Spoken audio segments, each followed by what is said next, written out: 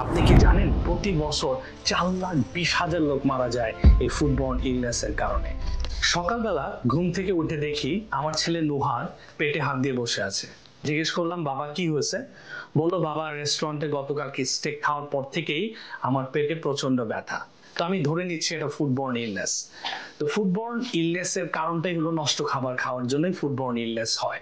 তো এই নষ্ট খাবারগুলোতে কি কি থাকে? নষ্ট খাবারগুলোতে থাকে আপনার ভাইরাস, ব্যাকটেরিয়া, প্যারাসাইটস এবং বিভিন্ন রকম বিষাক্ত জিনিসপত্র।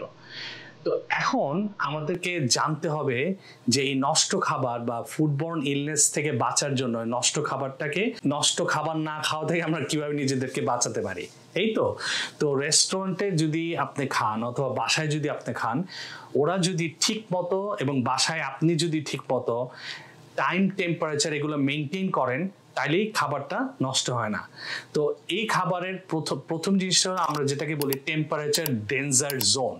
তার মানে কি 4 ডিগ্রি সেলসিয়াস থেকে 60 ডিগ্রি সেলসিয়াসের মধ্যে যে জোনটা, যে জায়গাটা, এই জায়গাটাতেই আপনার ব্যাকটেরিয়া গ্রো করতে থাকে। তার মানে ঠান্ডা ফুড যখন আস্তে আস্তে গরম হইতে থাকে, পুরো গরম না হওয়া পর্যন্ত এই টাইমটাতে যদি আমরা ফালায় রেখে দিই খাবার, তাহলেই কিন্তু খাবারটা নষ্ট হয়ে যায়। এবং বাংলাদেশে আমরা দেখি সবসময় রান্না করার পরে দেখা গেল যে বাইরে ফেলে রাখা হয়েছে ঘন্টার পর ঘন্টা। এটা ঠিক না।